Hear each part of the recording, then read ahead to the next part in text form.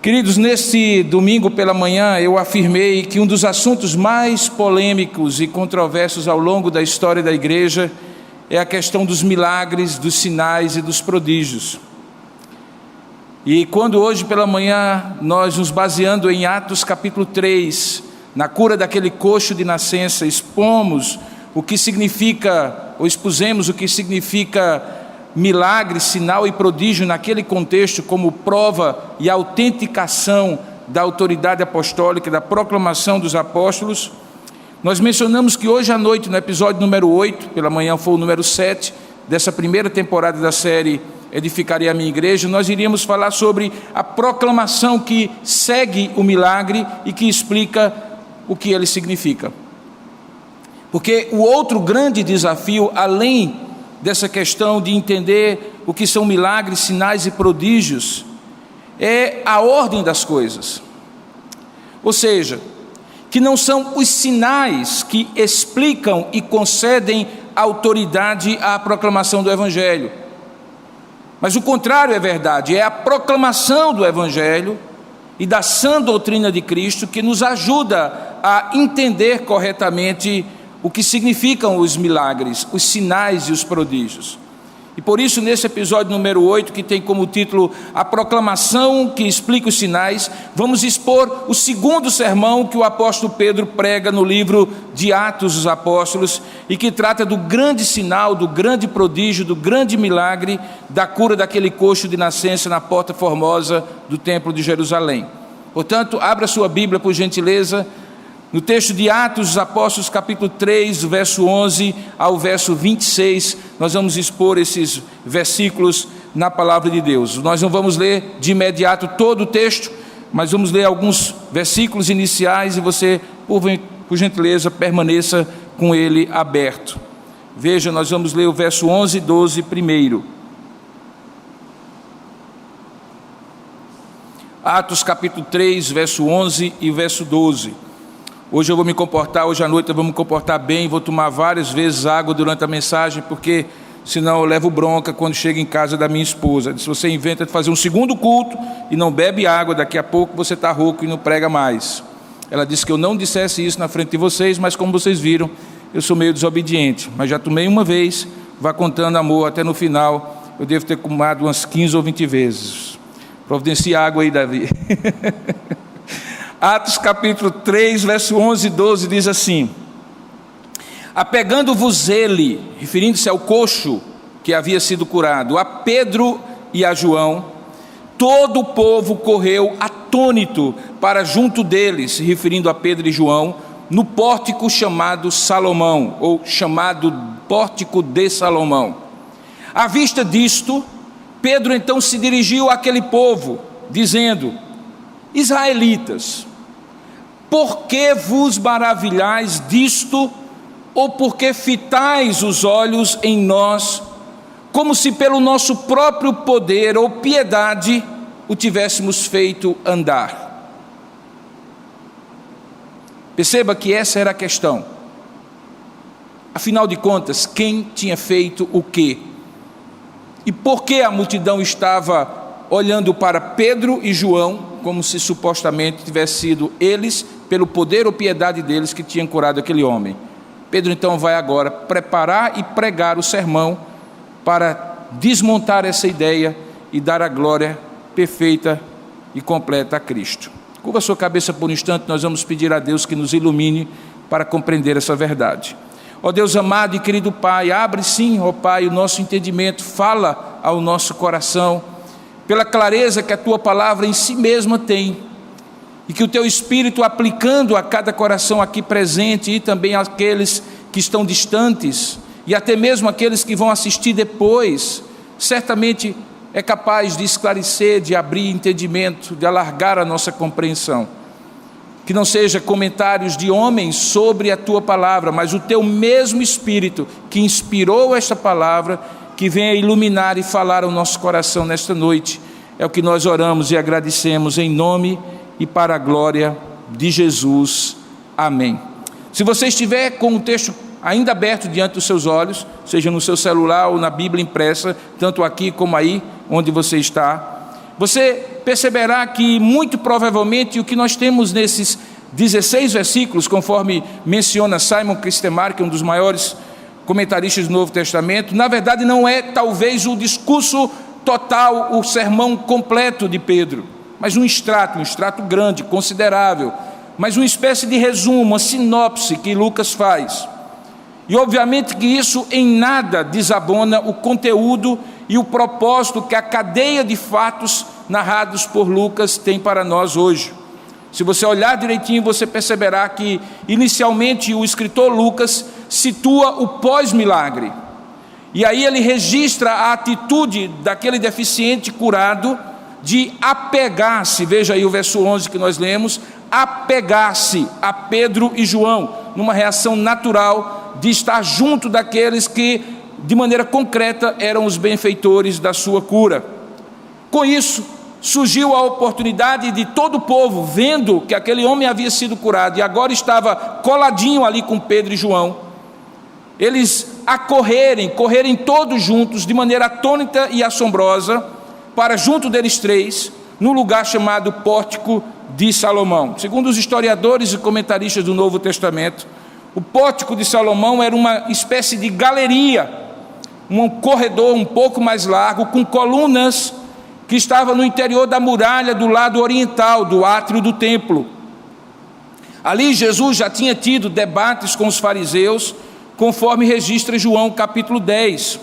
E também no capítulo 5 deste livro de Atos, é dito que muitos sinais e prodígios eram justamente feitos entre o povo pela mão dos apóstolos, e eles costumavam todos se reunir de comum acordo no Pórtico de Salomão.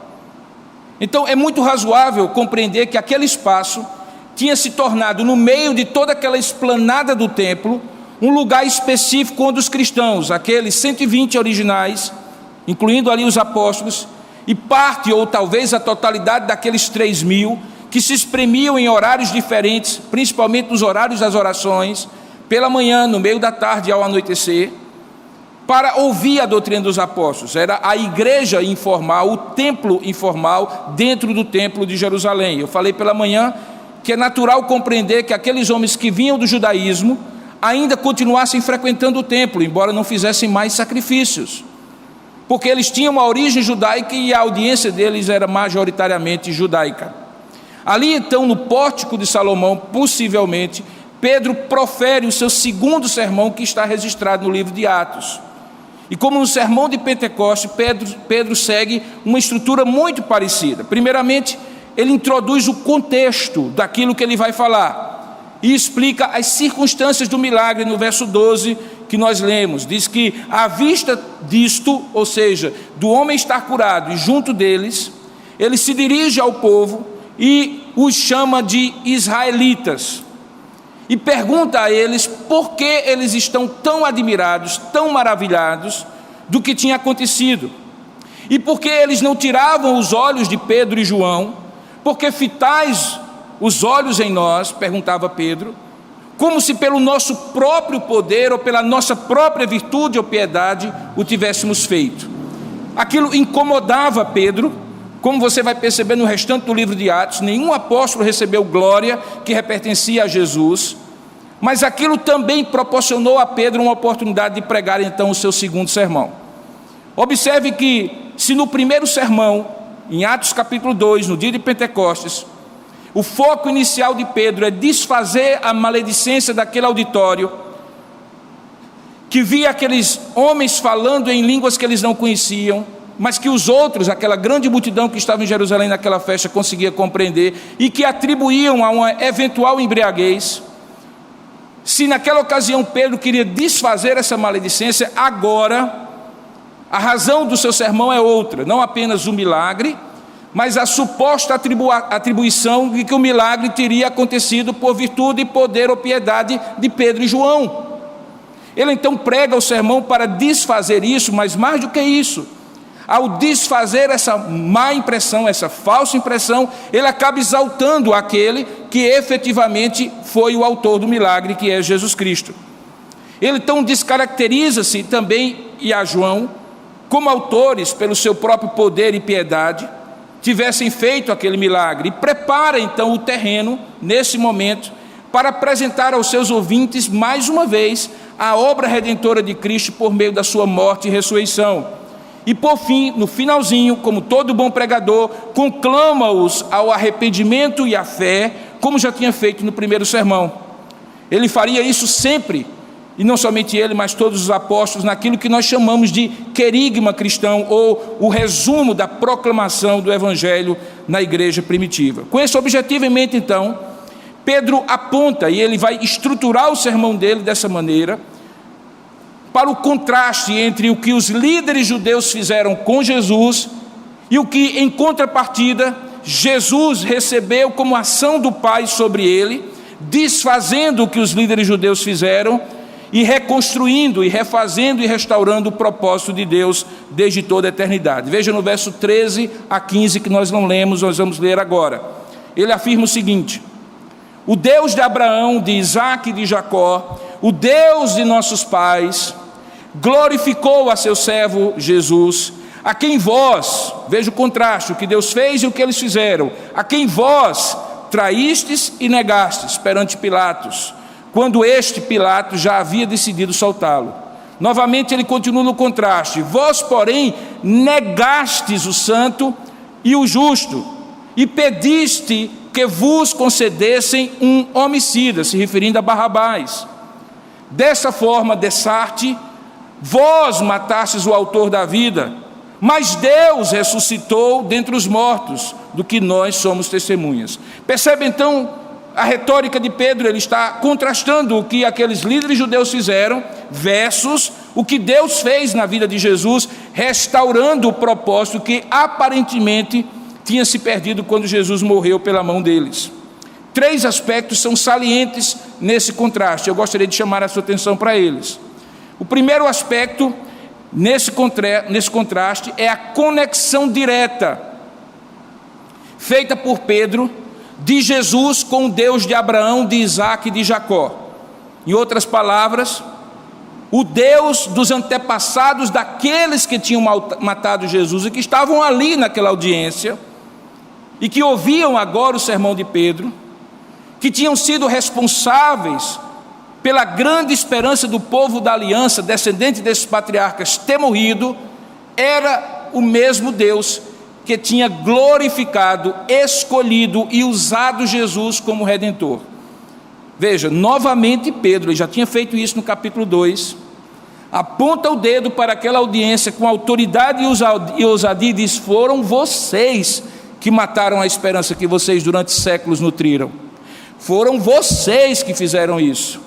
Cegos, na cegueira espiritual, manipulados pelos líderes religiosos de vocês, vós matastes o autor da vida. O mesmo Deus do nosso pai Abraão, do nosso pai Isaque e do nosso pai Jacó. Pedro faz isso porque é comum aos apóstolos no Novo Testamento, no livro de Atos, buscar um ponto de contato, uma identificação entre a fé daqueles que ouviam, ou a cultura, ou a religião, ou a história daqueles que ouviam, e a fé que ele gostaria de apresentar. Era uma estratégia muito sábia e eficaz por parte dos apóstolos. Isso é possível de ver tanto quando a audiência é judaica, como é o caso aqui, e a conexão que é feita pelos apóstolos é com os personagens e os fatos do Antigo Testamento, como ele faz, como quando a audiência é gentílica e pagã, quando então a conexão não é feita com o Antigo Testamento, porque eles não conheceriam nada disso, mas com os fatos da história, da cultura ou da religião daqueles que estavam ouvindo. E apesar de Pedro e outros apóstolos fazerem isso, provavelmente, é Paulo, o grande apóstolo Paulo, o mestre desse recurso argumentativo por excelência. Um exemplo disso você encontra em Atos capítulo 17. Ele estava em Atenas, capital da filosofia grega, num lugar chamado Areópago, que era mais ou menos a antiga praça do Ponto Sem Réis, aqui em João Pessoa, onde as pessoas se reuniam para bater papo sobre as novidades, discutir política, filosofia, religião. E ali estavam grupos de filósofos estoicos, grupos de filósofos epicureus e seus discípulos.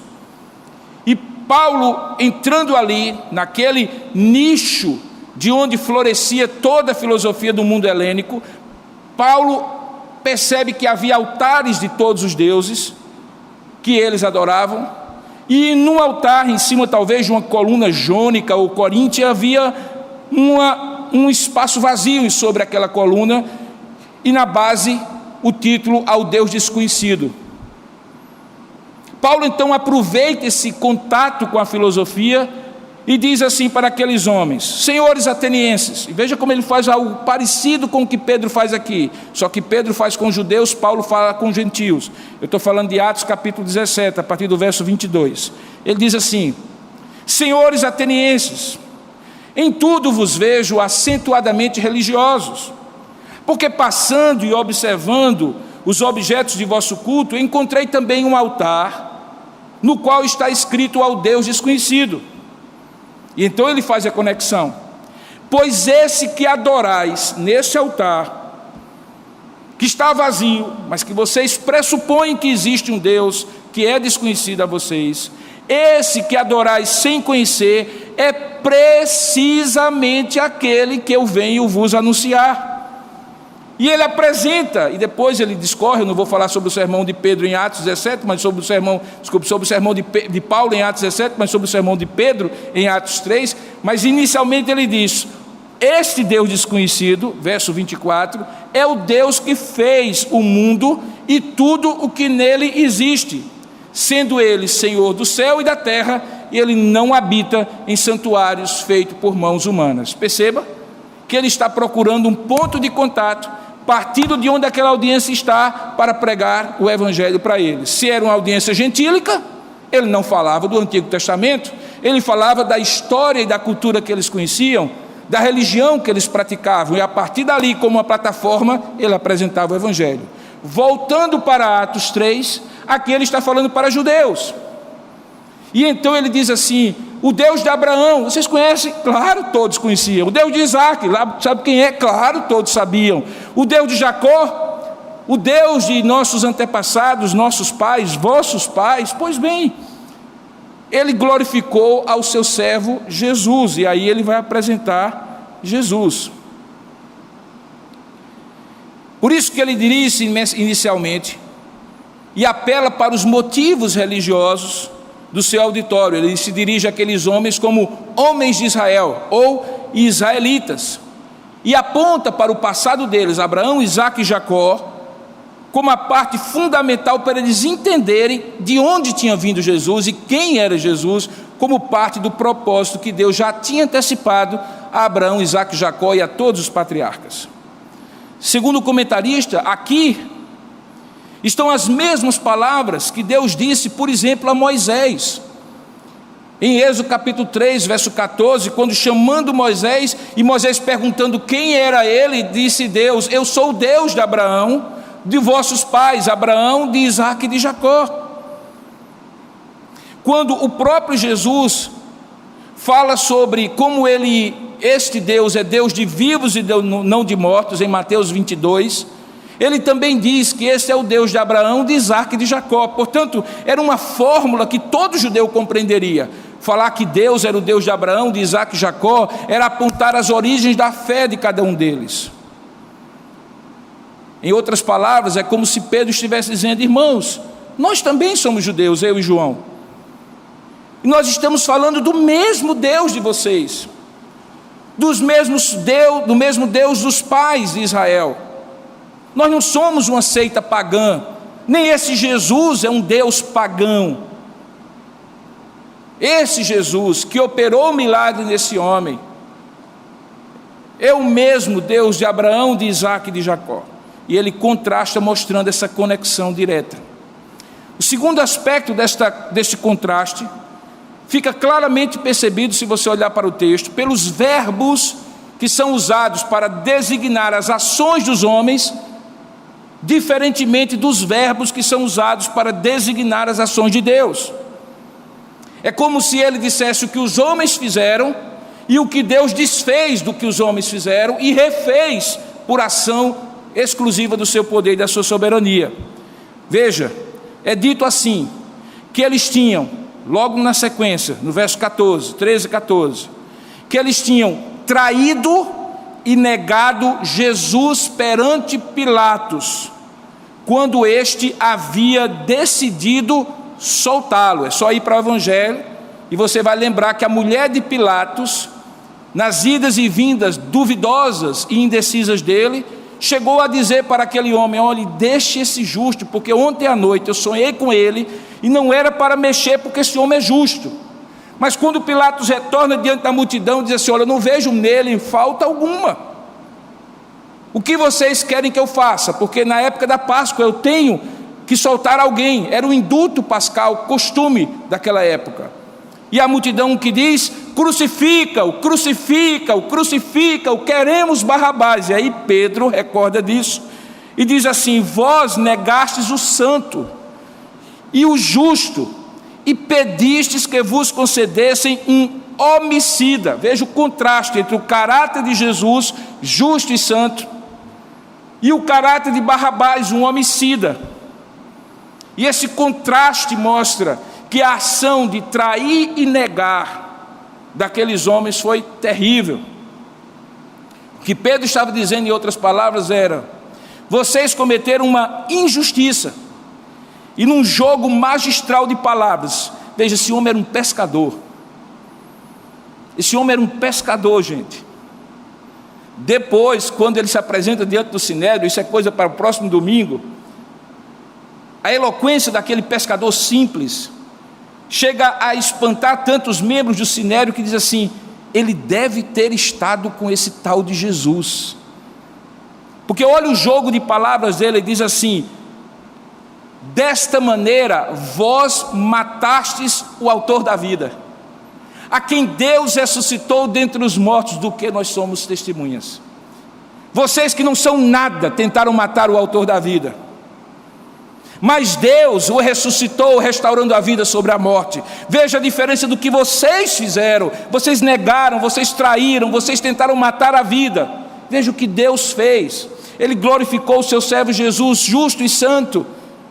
Deus ressuscitou dentre os mortos.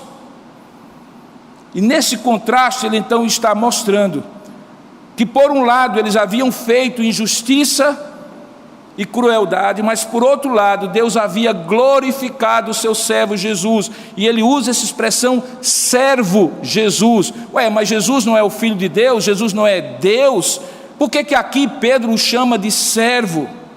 É porque Pedro tem em mente provavelmente o livro de Isaías capítulo 53, que é o capítulo em que Jesus é profetizado, o Messias, como o servo sofredor. Talvez Pedro se recordou da oração que Jesus fez, chamada oração sacerdotal, que está lá em João capítulo 17, no momento da última ceia. Talvez Pedro deve ter lembrado, juntamente com João, as palavras que depois João haveria de registrar no seu evangelho, no capítulo 1, verso 14, quando diz que o verbo se fez carne e habitou entre nós, cheio de graça e de verdade. E olha aí a palavra glória: e vimos a sua glória, glória de um servo, mas glória como do unigênito do Pai. Quando Jesus intercede pelos seus discípulos em João capítulo 17, ele diz assim: Pai, é chegada a hora, e veja o pedido dele: glorifica teu filho, para que o filho te glorifique a ti. E aí ele continua no verso 4 do capítulo 17 de João: eu te glorifiquei, tudo rodeando a ideia de glória, eu te glorifiquei na terra, fazendo o quê? Consumando a obra que me confiaste para fazer. E agora, verso 5, glorifica-me, ó Pai, contigo mesmo, com a glória que eu tive junto de ti, antes que houvesse mundo. No versículo 9 ele volta a rogar pelos seus discípulos e diz assim: é por eles que eu rogo, eu não rogo pelo mundo, mas por aqueles que me deste do mundo, porque eles são teus. Todas as minhas coisas são tuas, e as tuas coisas são minhas, inclusive esses discípulos, e neles eu sou glorificado. E por isso ele ora concluindo: Pai, a minha vontade é que onde eu estou, e sejam também comigo os que me deste, para que vejam a minha glória que me conferiste, porque me amaste antes da fundação do mundo. Ele era um servo, mas era um servo que, pelo cumprimento da sua missão, tinha sido glorificado por Deus e glorificar a Deus. E agora, quando Pedro lembra de tudo isso, ele diz assim: vós matastes, ou tentastes matar, e de fato matastes o autor da vida, mas Deus o ressuscitou e o glorificou o seu servo Jesus.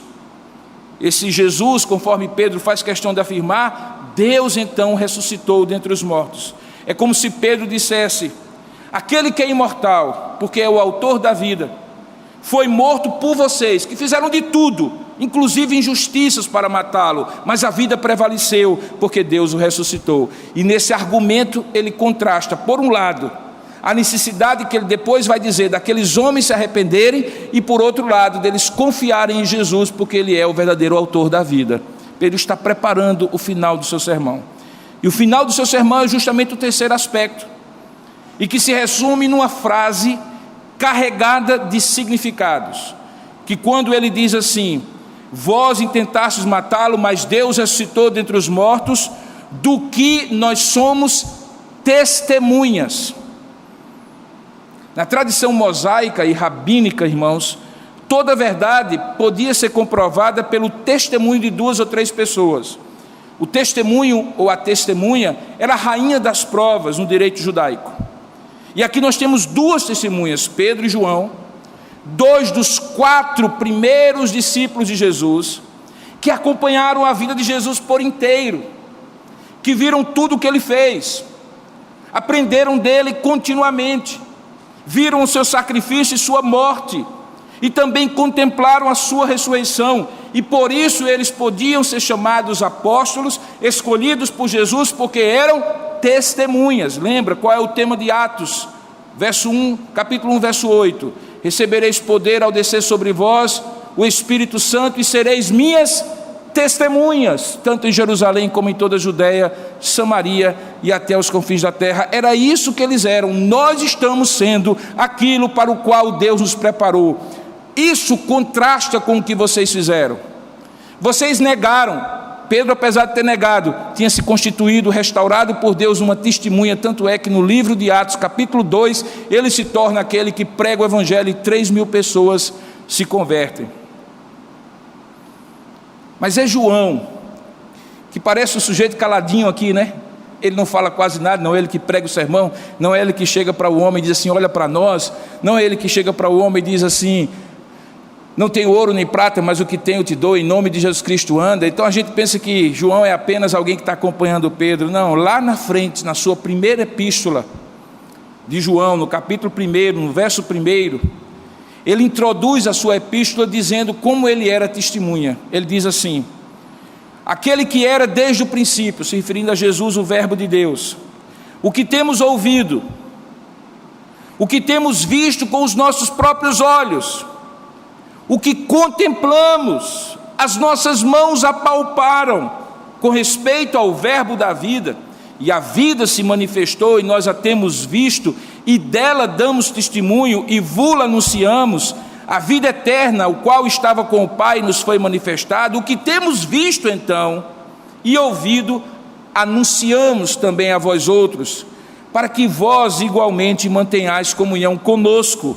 Ora, a nossa comunhão é com o Pai e com o seu Filho Jesus Cristo, e essas coisas, pois, vos escrevemos para que a nossa alegria seja completa.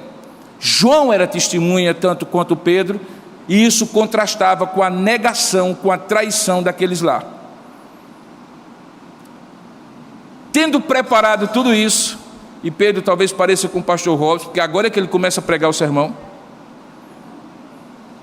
ele chega enfim ao núcleo do seu discurso, do seu sermão, e ele diz então: não fomos nós então que curamos esse homem, foi Jesus que estou lhes apresentando agora. Veja, ele coloca assim no verso 16: foi pela fé em o nome de Jesus é que esse mesmo nome fortaleceu a este homem, que agora vedes e reconheceis. Sim, a fé que vem por meio de Jesus deu a este homem saúde perfeita na presença de todos vós.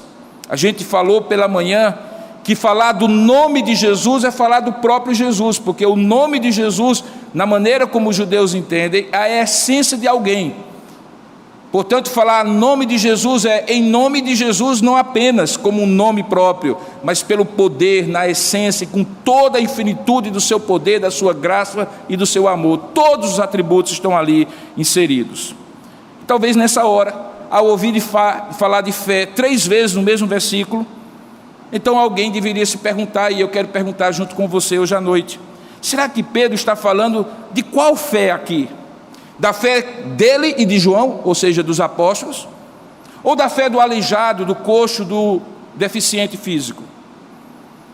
A resposta pelo texto, naturalmente, é que tanto os apóstolos quanto aquele homem tinham tido fé para que o milagre acontecesse. É só você acompanhar a sequência do texto. Se você olhar bem direitinho, voltando um pouco para o sermão de hoje pela manhã, vai ficar claro para você como os apóstolos e o coxo de nascença demonstraram fé. Primeiro, ele estava sentadinho, como todos os dias, e é ele que pede a esmola para Pedro e João, como talvez tivesse pedido há centenas antes e pediria não mais depois disso. Pedro e João, diz o texto, ouvem aquele homem pedindo. E certamente pedindo, olhando para a mão deles, porque esperava que na mão deles tivesse uma moeda de prata ou de ouro. Mas aí Pedro e João, particularmente Pedro, dizem para ele: olhe para nós. Para tirar, como falei hoje pela manhã, o foco na bênção e colocar o foco no abençoador. O coxo de nascença, diz o texto, então tira o seu olho e olha para Pedro. Pedro, então, tendo a atenção daquele homem, fala o que ele não tem para dar e frustra aquele homem: eu não tenho ouro nem prata. Mas ao mesmo tempo ele salienta o que ele tem para dar e enche aquele homem de confiança, porque ele diz: mas uma coisa eu tenho para te dar, em nome de Jesus Cristo levante e anda. E diz o texto, e tem uma mobilidade, tem uma dinâmica na frase, que ato contínuo, ao dizer isso, Pedro estende a mão e o levanta. E ele certamente, seja agarrando a mão do apóstolo ou deixando-se levantar pelo apóstolo, imediatamente se coloca de pé. E o texto diz que imediatamente os seus tornozelos se firmaram.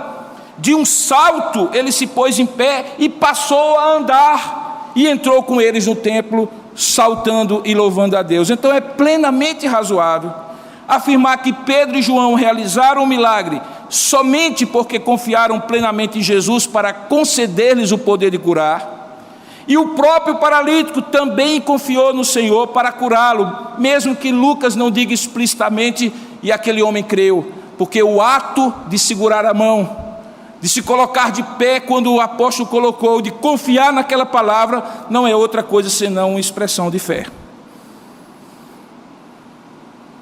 Tanto é que lá na frente Pedro vai dizer assim: e a fé que vem por meio de Jesus concedeu ele a este homem perfeita saúde.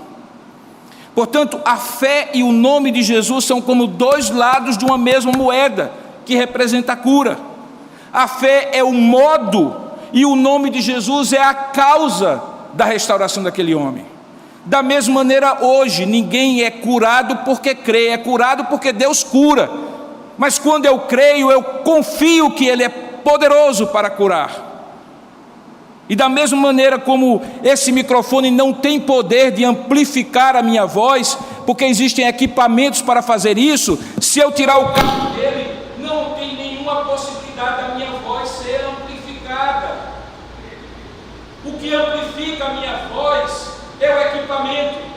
Eu espero que volte a funcionar. A minha fé, como esse cabo, é o que conecta o equipamento àquilo que eu estou falando e que permite que o que eu estou falando seja ouvido. Não é o fio que amplifica, mas o fio permite que o equipamento amplifique a minha voz. Não é a fé que cura, quem cura é Deus, mas a fé permite que eu aceite e confie na proposta de Deus. Levanta e anda. E aquele homem levantou e andou, e por isso ele foi curado. A última parte do sermão é quando justamente Pedro conclama aqueles que estavam ouvindo suas palavras ao arrependimento e à fé. Ele já tinha feito isso no primeiro sermão e faria agora, e não somente ele, mas todos os apóstolos e pregadores na igreja primitiva. Ele diz assim: e agora, irmãos, ficou claro? Foi ele quem fez. Eu quero dizer uma coisa para vocês: eu sei que o que vocês fizeram, verso 17, fizeram por ignorância, como também as vossas autoridades. Isso me faz lembrar Jesus orando na cruz e dizendo assim: Pai, perdoa-lhes, porque eles não sabem o que fazem. Mas ao mesmo tempo Pedro arremata no verso 18: mas Deus assim, mesmo usando a ignorância e a cegueira espiritual de vocês, cumpriu o que dantes anunciara por boca de todos os profetas, que o seu Cristo havia de padecer. Deixa eu esclarecer uma coisa: fazer por ignorância não é a mesma coisa de fazer involuntariamente, sem querer. Isso é coisa de criança que faz, e quando o pai ou a mãe flagra, diz: foi sem querer, painho, foi sem querer, mãe. Não, foi querendo. Talvez não tinha ciência das implicações do que havia feito, mas não é involuntário, uma coisa que é feita por ignorância. Eles quiseram fazer e fizeram porque quiseram. E ainda que os líderes tivessem mais culpa, porque eram líderes, conheciam mais, e manipularam a vontade das massas, toda aquela multidão manipulada, mesmo assim era culpada. Eles, portanto, eram indesculpáveis, ainda que ignorantes. Estavam cegos e à mercê da manipulação religiosa dos seus líderes, mas podiam, por discernimento, se assim quisessem buscar, perceber que aquele ali era o Messias. Porém, o foco de Pedro, mesmo dizendo: vós o matastes, não é mais o passado, mas é o presente e o futuro.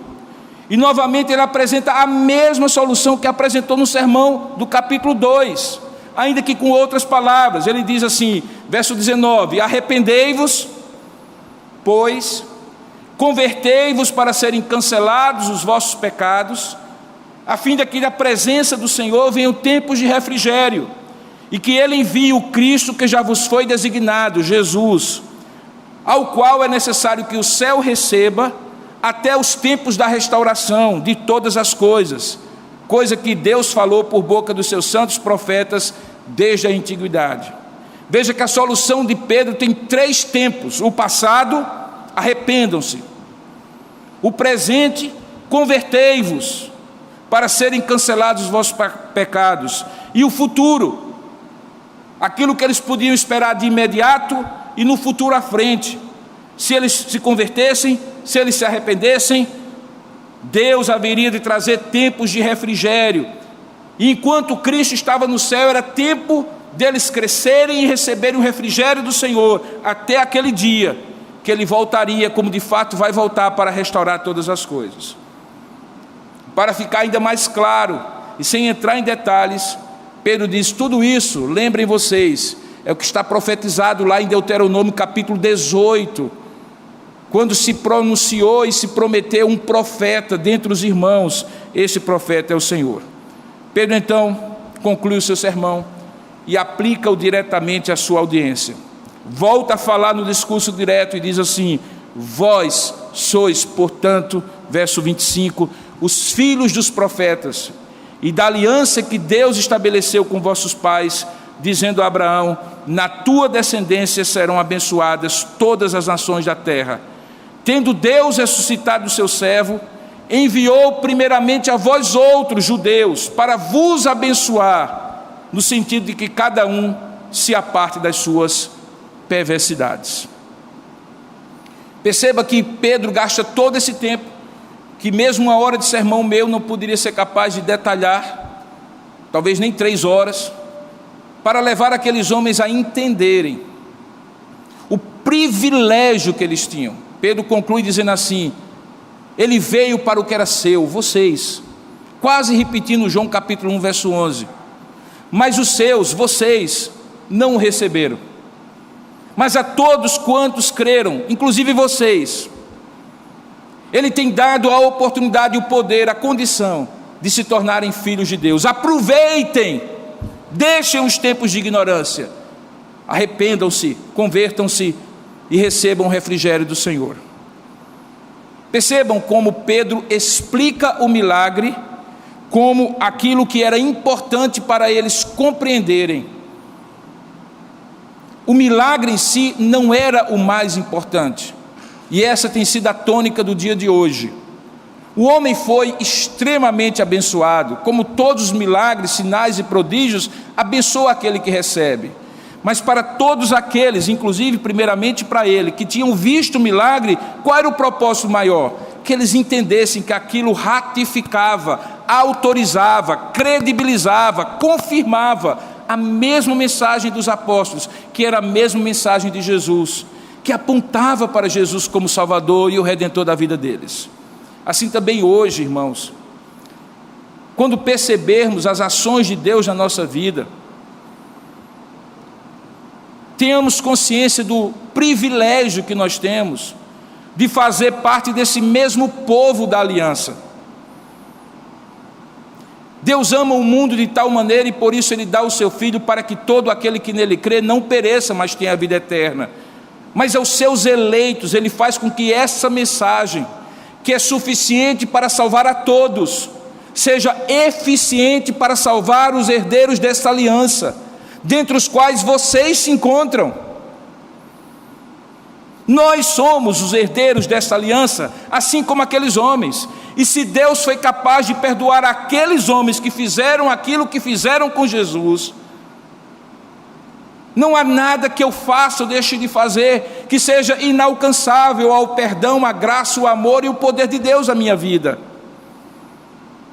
É privilégio conhecer Jesus. É privilégio identificar os sinais dele na sua vida. É privilégio se consagrar e se entregar a Ele como resposta única, viva e suficiente de quem recebe muito, porque a quem muito foi dado, muito também é requerido. A quem muito é perdoado, este muito se transforma em amor e dedicação ao beneficiador da nossa vida. Era esta a intenção que Pedro queria que aqueles homens tivessem. Vai acontecer duas respostas, duas repercussões, duas consequências, que nós vamos falar no próximo domingo. Por um lado, a mensagem surte efeito. No primeiro sermão, 3.000 se converteram. Agora, nesse segundo sermão, a igreja cresce para 5.000 pessoas. Nós vamos ver isso. Mas, por outro lado, irmãos, da mesma maneira que como toda ação corresponde a uma reação, acontece a primeira grande perseguição àqueles apóstolos. Pedro e João são encarcerados, e a história de como eles defendem a fé deles, mesmo sendo proibidos de pregar, é o tema do episódio número 9 e número 10 da próxima semana. Que Deus nos dê graça para nessa semana termos saúde e paz e estarmos aqui nas cenas dos próximos capítulos dessa série, Edificarei a minha igreja, na sua primeira temporada, a igreja em Jerusalém.